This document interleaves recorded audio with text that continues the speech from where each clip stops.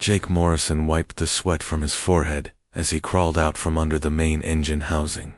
The research vessel Endeavour had been his home for 3 years now, and he knew every bolt and wire in her belly.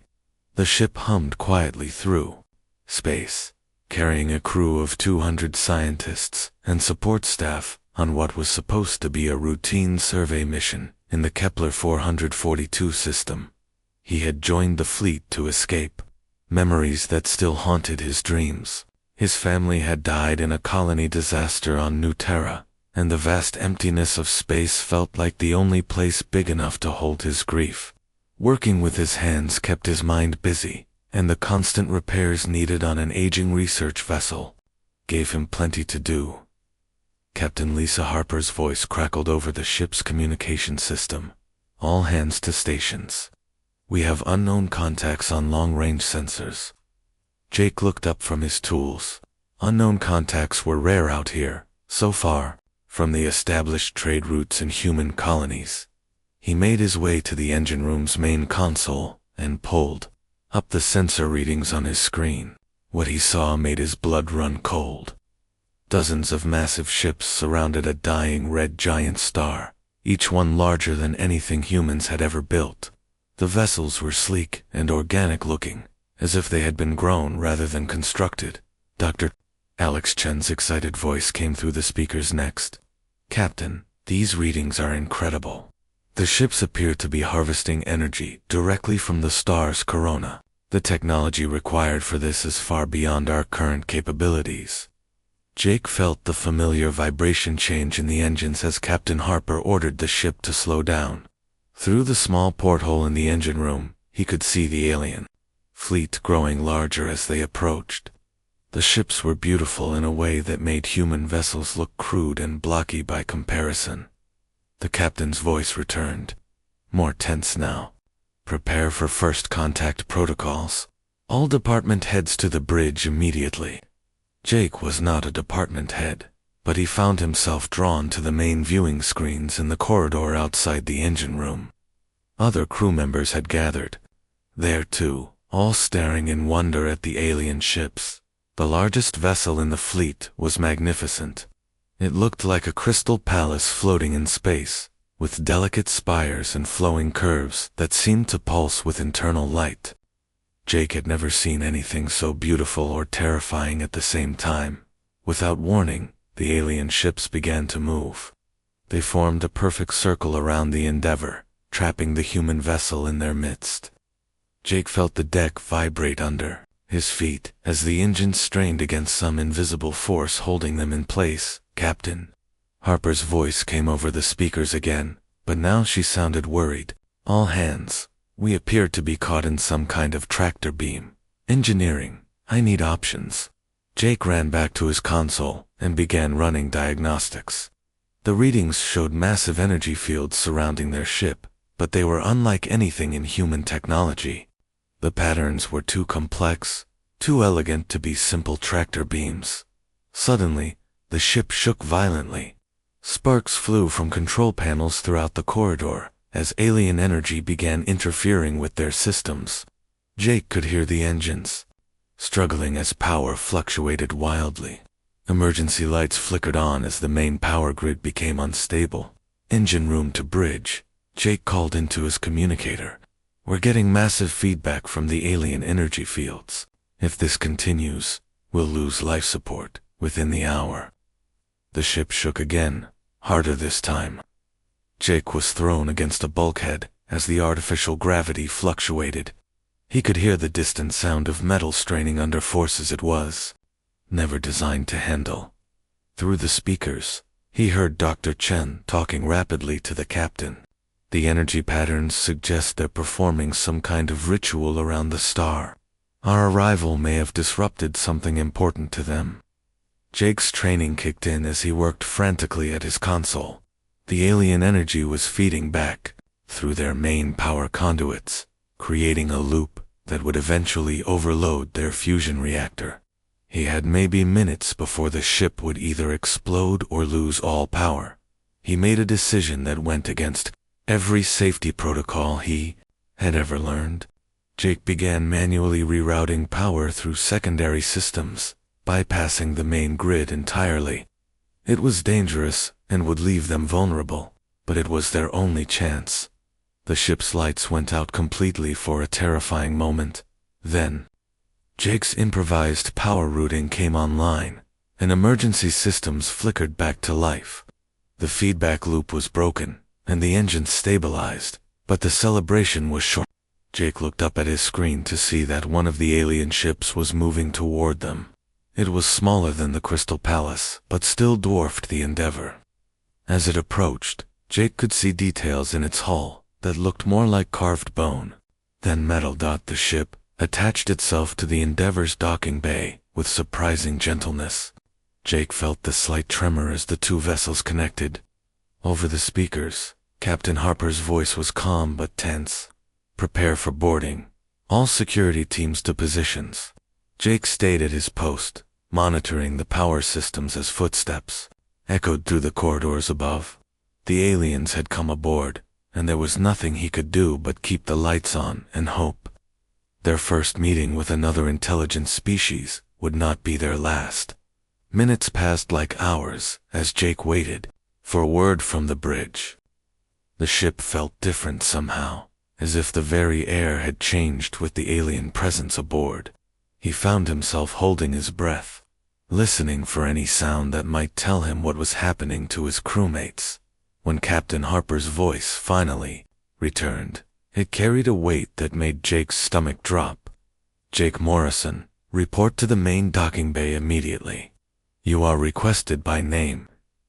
Jake stared at the communicator in his hand, wondering how aliens he had never met could possibly know his name, and why they would want to see a simple mechanic when they had an entire ship full of scientists and diplomats to choose from. Jake walked through the corridors of the Endeavor with slow, heavy steps. His work boots echoed against the metal floor as he made his way to the docking bay.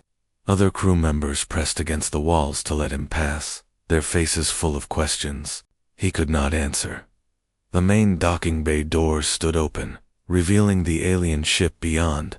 Jake had expected something cold and mechanical, but the interior of the alien vessel glowed with warm, soft light that seemed to come from the walls themselves. The air that drifted through the connections smelled like flowers and something else he could not identify. Captain Harper waited for him at the entrance, her face pale but determined. "Jake, I won't lie to you. This situation is beyond anything in our first contact protocols. The alien leader specifically asked for you by name. She seems to know about your actions during the power crisis." Jake nodded, though his mouth felt dry. "What do they want with me?" "I don't know," Harper admitted. "But our translator is having trouble with their language. Dr. Chen thinks they communicate partly through some kind of energy field we can't detect. Just remember, you represent all of humanity right now."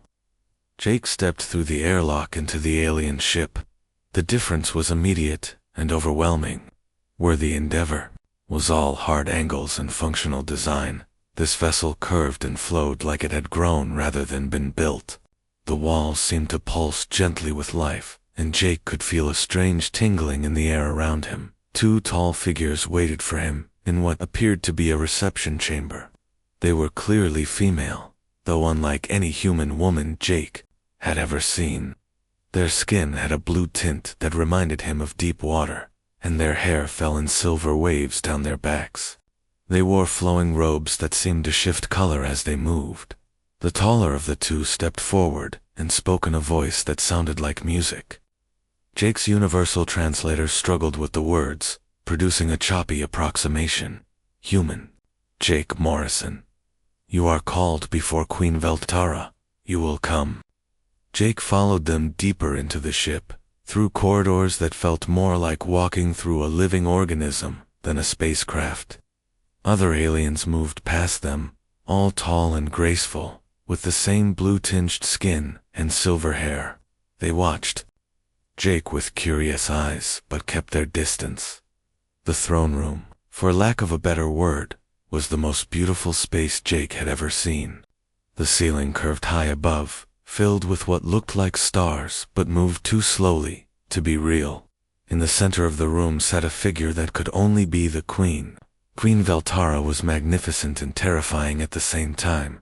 She was taller than the others, with skin that sparkled like crushed diamonds and eyes that seemed to hold the depth of space itself. When she looked at Jake, he felt as though she could see straight through to his soul.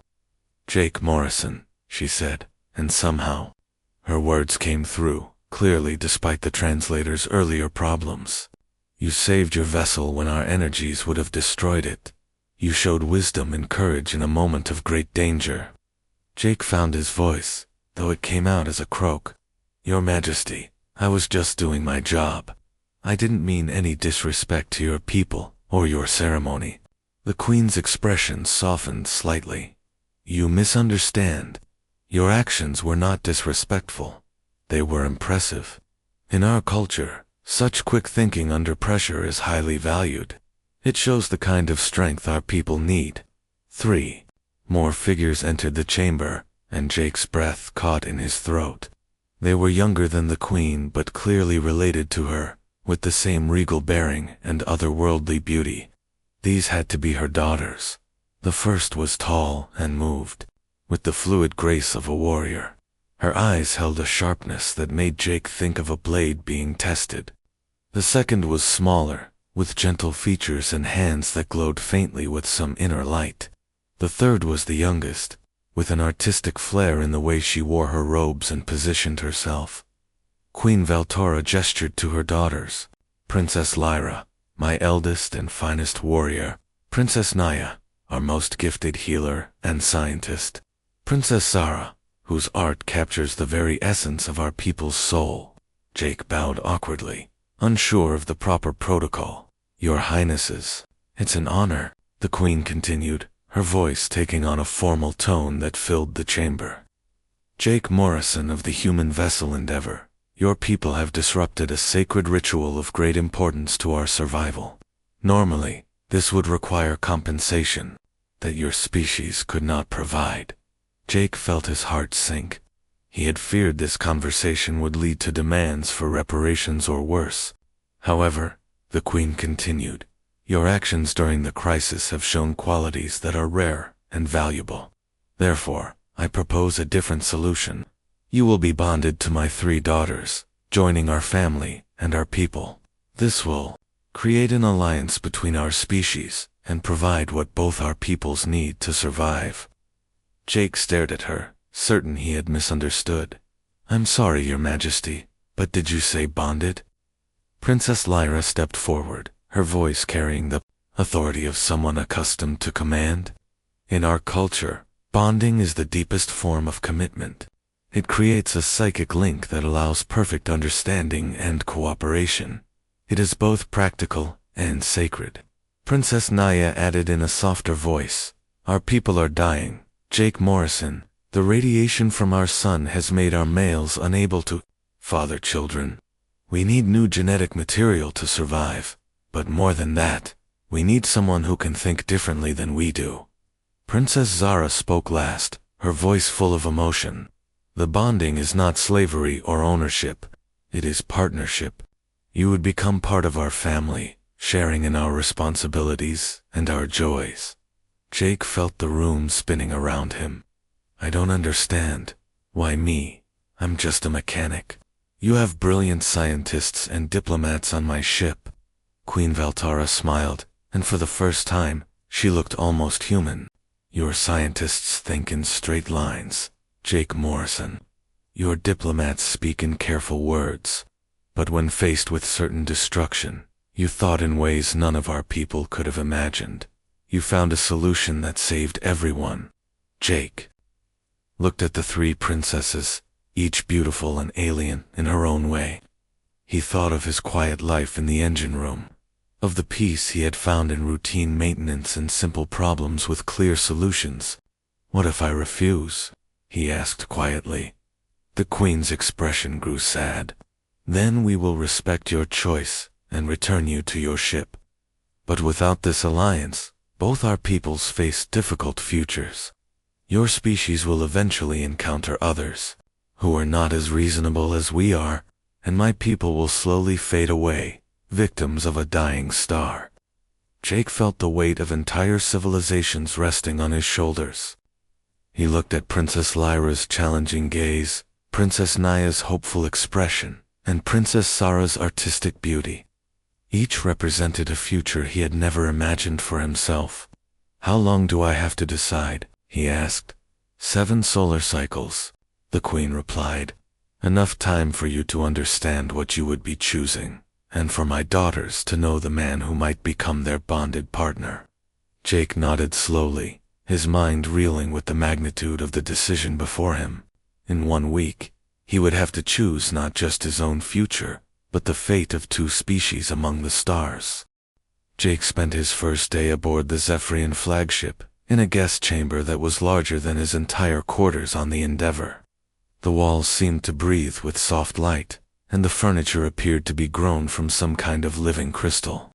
He sat on what he hoped was a chair, and tried to make sense of everything that had happened. A soft chime announced a visitor. Princess Lyra entered the chamber, wearing what looked like training armor made from the same organic material as the ship. Her silver hair was pulled back in a practical style, and she carried what appeared to be weapons, though they looked nothing like any human design Jake had ever seen. "Jake Morrison," she said, her voice direct and businesslike.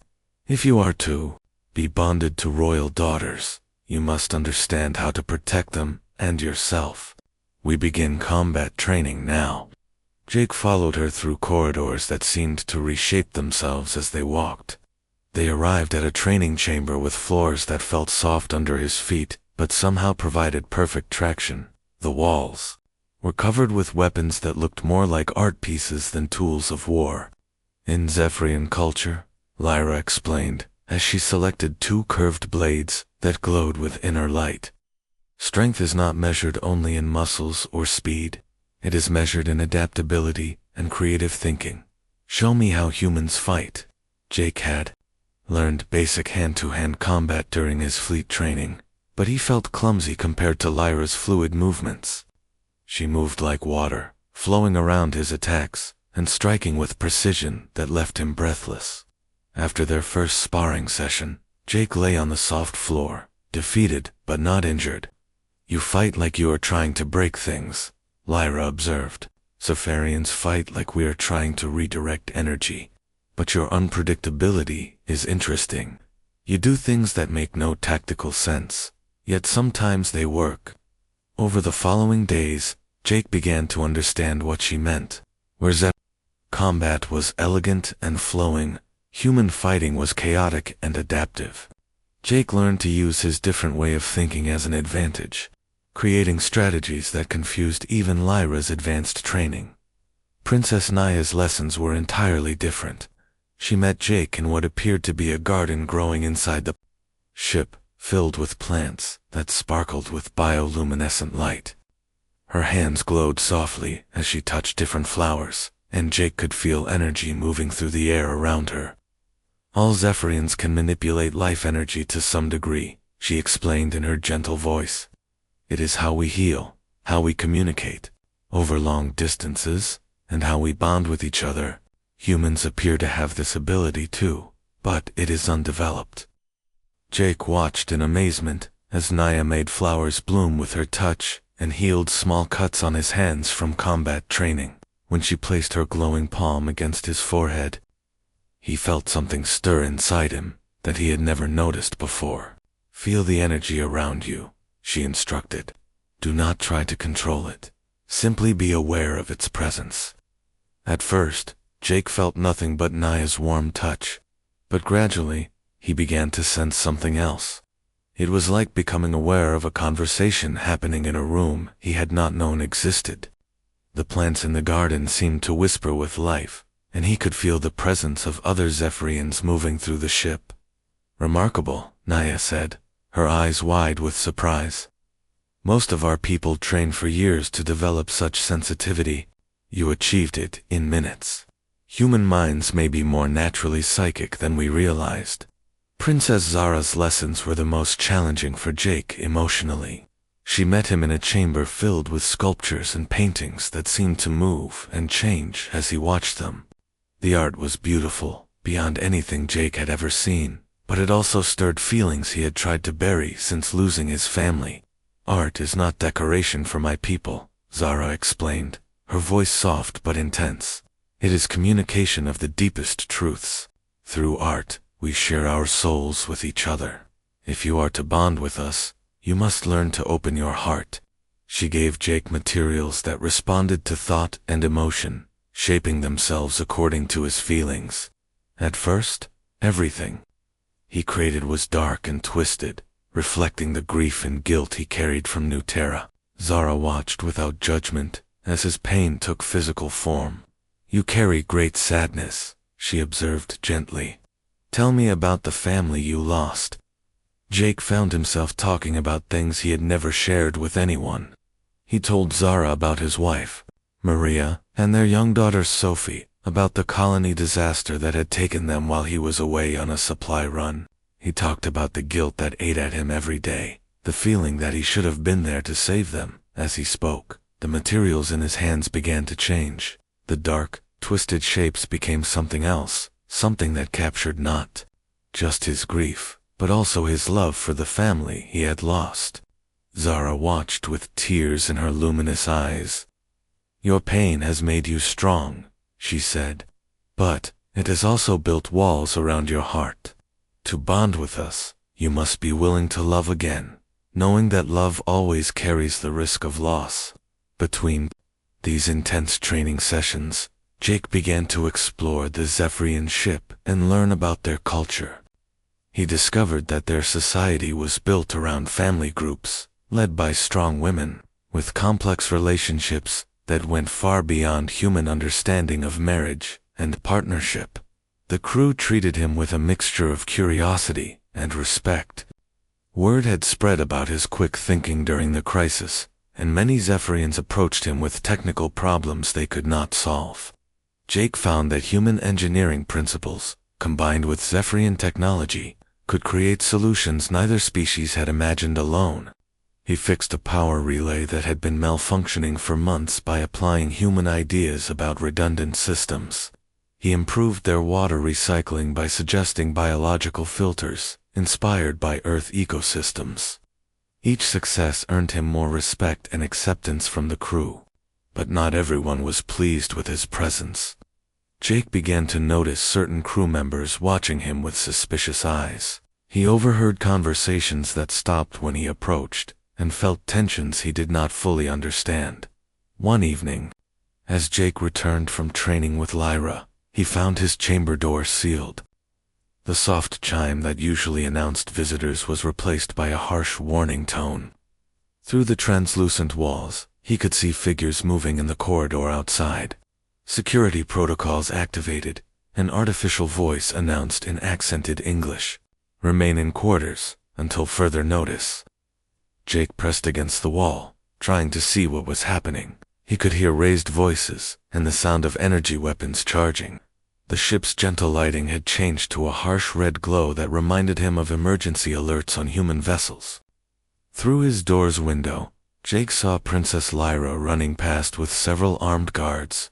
Her face was grim with determination, and her weapons were ready for battle. Whatever was happening, it was serious enough to mobilize the Royal Guard. Hours passed before the security alert ended and his door unsealed. Princess Naya entered, her usually calm face troubled with concern. "There are those among our people who oppose the bonding," she explained quietly. "They believe humans are too primitive to join with Zephyrian royalty. General Kethmer leads this faction, and he grows bolder in his opposition." Jake felt a chill that had nothing to do with the ship's temperature. "Are you in danger because of me?" Naya's glowing hands dimmed as her emotions shifted. "We are in danger because we are a dying people, desperate for hope. Some cannot accept that hope might come from an unexpected source. But my mother's decision stands. The choice remains yours, Jake Morrison." As Jake lay in his crystalline bed that night, he realized his decision was becoming more complex than he had imagined. It was not just about choosing between species, or ways of life. It was about stepping into the middle of a conflict that could determine the future of an entire civilization. Jake woke to the sound of alarms echoing through the Zephyrian flagship. The gentle lighting in his chamber had been replaced by harsh red warnings that pulsed in rhythm with his racing heart. He could hear the distant sound of energy weapons and running footsteps in the corridors beyond his door. Princess Zara burst into his chamber without the usual chime announcement. Her artistic robes had been replaced by practical clothing, and her luminous eyes were wide with fear and urgency. "Jake, you must come with me now," she said, grabbing his arm with surprising strength. "General Kethmer has made his move. He is attempting to seize control of the ship and prevent the bonding ceremony." Jake followed her through corridors that seemed to pulse with alarm. Other Zephyrians ran past them, some carrying weapons, while others helped wounded crew members to safety. The organic walls of the ship seemed to respond to the crisis, reshaping themselves to create barriers and alternate routes. "Where are your sisters?" Jake asked as they ran. "Lyra is leading the defense of the throne room," Zara replied breathlessly. "Naya is trying to reach the medical bay to help the injured. The general's forces have taken control of key sections of the ship." They reached an intersection where loyal guards had established a defensive position. The soldiers looked grim as they prepared for another attack. Through the translucent walls, Jake could see the shapes of enemy forces moving to surround them. "How many people support the general?" Jake asked one of the guards. "Perhaps 1/3 of the crew," the soldier replied without taking his eyes off the approaching enemy. "Many fear that bonding with a human will weaken our people rather than strengthen them." The attack came suddenly. Energy bolts filled the corridor with blinding light as General Kethmer's forces pressed their assault. Jake found himself pressed against the wall, watching Zephyrian fight Zephyrian in a battle that tore at the heart of their civilization. He saw immediately that the loyal forces were outnumbered and outpositioned. The rebels had chosen their moment well, striking when the ship's defenses were configured for the upcoming ceremony rather than internal conflict. "This isn't working," Jake told Zara over the sound of weapons fire. "They have you trapped here, while they take the important parts of the ship." Zara's face was pale with fear and exhaustion. "What else can we do? We cannot abandon our positions." Jake thought quickly, drawing on his knowledge of the ship's layout and his experience with human military tactics. "Your fighting like this is a formal duel, but this is guerrilla warfare. You need to think like humans." He explained his plan to the guard commander, who listened with growing amazement. Human tactics were chaotic and unpredictable by standards, but they might work precisely because the rebels would not expect them. "We split into small groups and used the ship's maintenance passages," Jake explained. "While they're focused on holding these main corridors, we hit their rear positions and disrupt their command structure." The plan worked better than Jake had dared hope. Using his knowledge of the ship's hidden passages, combined with Zephyrian technology and combat skills, they were able to outflank the rebels and create confusion in their ranks. Jake found himself leading a group of Zephyrian warriors through spaces no larger than the maintenance shafts on the Endeavor. His smaller human size was an advantage here, allowing him to scout ahead and find routes the taller Zephyrians could barely navigate. They emerged behind General Kethmer's command position, just as the rebel leader was preparing to assault the throne room. Jake's group struck swiftly and silently, using tactics that caught the rebels completely off guard. The general himself was a tall, imposing figure, with scars that spoke of many battles. When he saw Jake leading Zephyrian soldiers, his face twisted with disgust and rage. "So the primitive human thinks he can play at war," Kethmer snarled, raising a weapon that crackled with deadly energy. "I will end this contamination of our bloodline myself." Jake had no weapon that could match the general's advanced energy rifle, but he had something else. Weeks of training with Princess Naya had awakened his psychic abilities, and desperation gave him strength he had never known he possessed. As Kethmer fired, Jake reached out with his newly developed psychic senses and somehow deflected the energy. Bolt. The general stared in shock as his own weapon's energy dissipated harmlessly into the ship's walls. Impossible, the general breathed. Humans cannot manipulate energy fields. Maybe you don't know humans as well as you think, Jake replied, advancing on the stunned rebel leader. The battle ended quickly after that, with their leader defeated and their positions compromised. The remaining rebels surrendered or fled to other parts of the ship. Jake found himself surrounded by cheering Zephyrian soldiers who looked at him with new respect and amazement. Queen Valterra arrived as the last of the rebels were being secured. Her regal composure was shaken, and Jake could see the cost of the internal conflict in her luminous eyes. "You could have escaped to your own ship when the fighting began," she said to Jake. "Instead, you chose to help defend people who are not yet your family. Why?" Jake looked around at the Zephyrians who had fought beside him, at Princess Zara, who had risked her life to warn him, at the crew members who had accepted him despite their fears and doubts. "Because they are my family," he said simply. "Not by blood or bonding ceremony, but by choice. These people welcomed me, taught me, and trusted me when they had no reason to do so. I couldn't abandon them when they needed help." Princess Lyra appeared, her warrior's armor scorched from battle, but her eyes bright with victory. "The throne room is secure," she reported to her mother. Then she turned to Jake with something like wonder in her voice. "The way you fought, the tactics you used, I have never seen anything like it. You think like a warrior, but fight like a teacher, showing us new ways to solve old problems." Princess Naya joined them, her healer's robes stained with the effort of treating wounded crew members. "Your psychic abilities are remarkable, Jake Morrison. In the space of a few weeks, you have developed skills that take our people years to master. But more than that, you have learned to use them instinctively to protect others." Queen Valterra studied Jake with an expression he could not read. The bonding ceremony was to take place tomorrow. "But after today's events, I must ask you directly, will you bond with my daughters, not out of duty or political necessity, but because you choose to become part of our family?" Jake looked at each of the three princesses.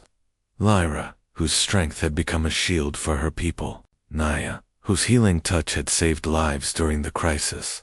Zara, whose artistic soul had helped him open his heart again. "Yes," he said, without hesitation. "Not because I have to, but because I want to.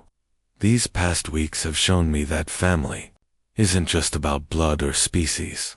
It's about people who stand together when everything else falls apart." The queen smiled, and for the first time since he had met her, she looked truly happy.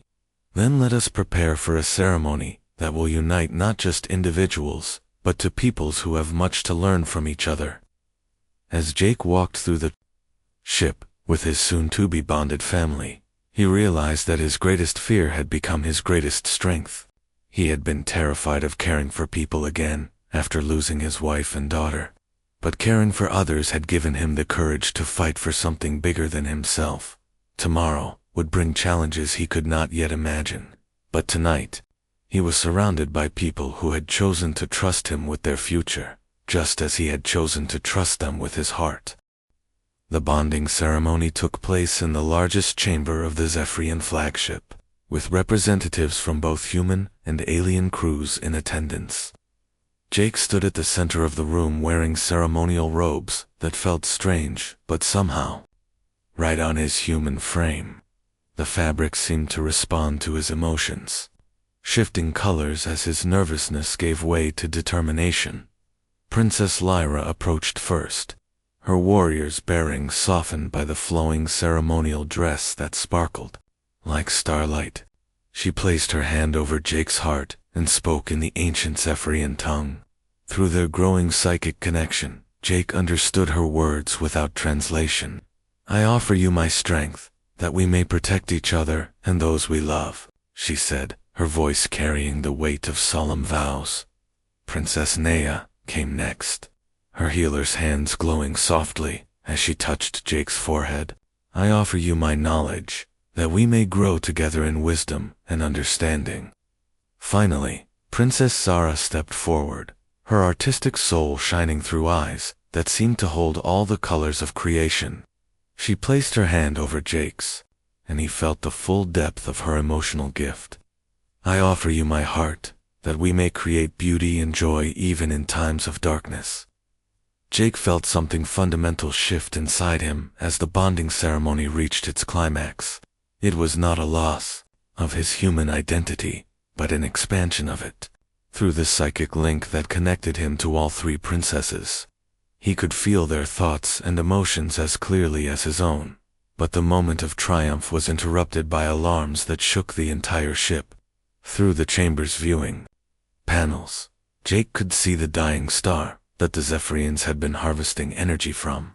It was collapsing faster than anyone had predicted, and the gravitational waves were tearing at both human and alien vessels. "Emergency evacuation protocols," Queen Veltara commanded, her royal composure barely containing her fear. "All ships, prepare for immediate departure." Captain Harper's voice came through the communication system from the Endeavor. "Zephyrian vessels, our navigation computers show the star will go supernova within hours, not days. We need to evacuate this entire system immediately." Jake felt the psychic bond with his new partners strengthen as Crisis focused their shared abilities. Through Lyra, he could sense the tactical situation. Through Naya, he understood the scientific data about the collapsing star. Through Zara, he felt the emotional weight of potential disaster for both their peoples. "The gravitational distortions are too strong," Dr. Chen's voice reported from the Endeavor.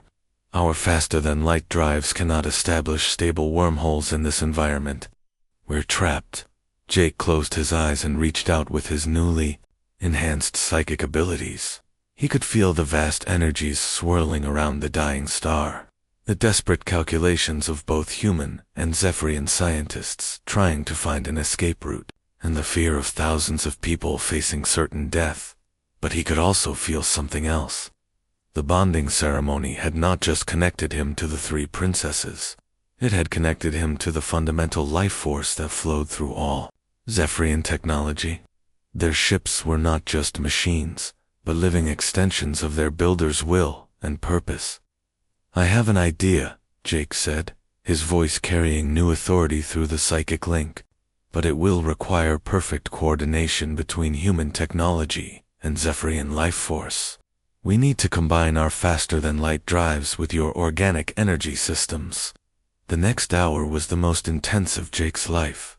Working with both human and Zephyrian engineers, he designed a hybrid system that had never been attempted before. Human mathematical precision guided Zephyrian intuitive energy manipulation, creating a solution that neither species could have achieved alone. Through his bond with the princesses, Jake could coordinate the massive energies required for the escape. Lyra's warrior instincts guided the tactical timing. Naya's scientific knowledge refined the technical details. Zara's artistic vision helped shape the energy flows into stable patterns. The dying star exploded just as both fleets entered. The hybrid wormhole Jake had helped create, the passage through folded space, was unlike anything either species had experienced before. Instead of the cold emptiness of normal faster-than-light travel, this felt warm and alive, as if they were being guided by the combined will of two civilizations, working together. They emerged in an uninhabited system with a young, stable star surrounded by several planets suitable for colonization. Both human and Zephyrian crews stared in amazement at what they had accomplished together. "Incredible." Dr. Chen's voice came through the communicators. "The energy efficiency of this hybrid drive system is beyond anything we imagined possible.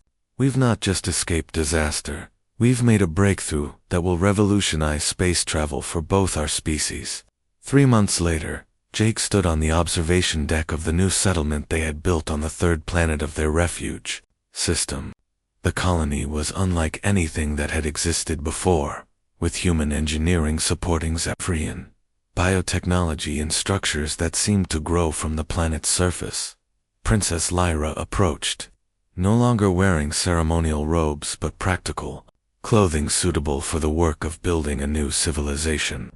Through their bond, Jake could feel her satisfaction with the joint military training programs she had established, where human and Zephyrian soldiers learned from each other's strengths. The defense grid is complete, she reported, though Jake already knew through their psychic connection. Both our peoples are safe here, and we have learned much from combining our tactical approaches. Princess Naya joined them, her healer's robes replaced by the practical garments of a researcher. The medical facilities she had designed used human diagnostic equipment enhanced by Zephyrian healing energy, creating treatments that surpassed what either species could achieve alone. The fertility rates are encouraging, she said with quiet joy. The genetic compatibility between our species is better than we dared hope. Our children will carry the best qualities of both our peoples. Princess Zara was the last to arrive.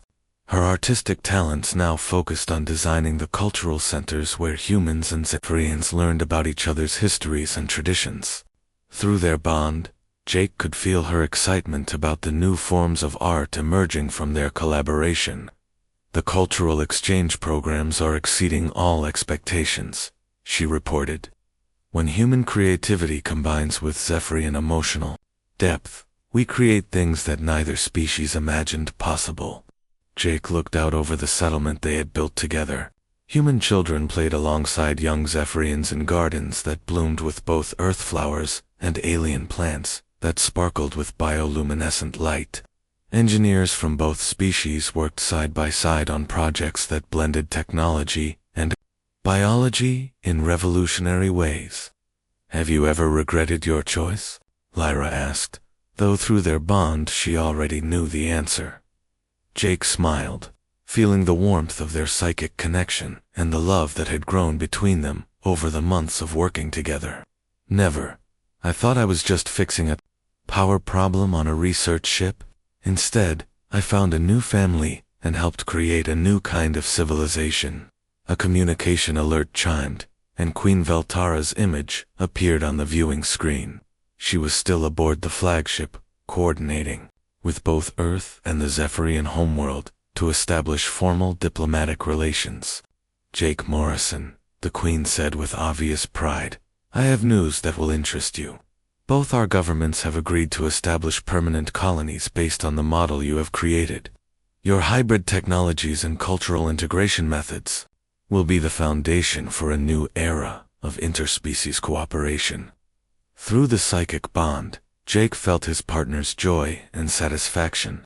They had not just saved their own people, but created a template for peaceful coexistence that would spread throughout the galaxy. As the alien sun set over their new world, painting the sky in colors that no human had ever seen before, Jake reflected on the journey that had brought him here.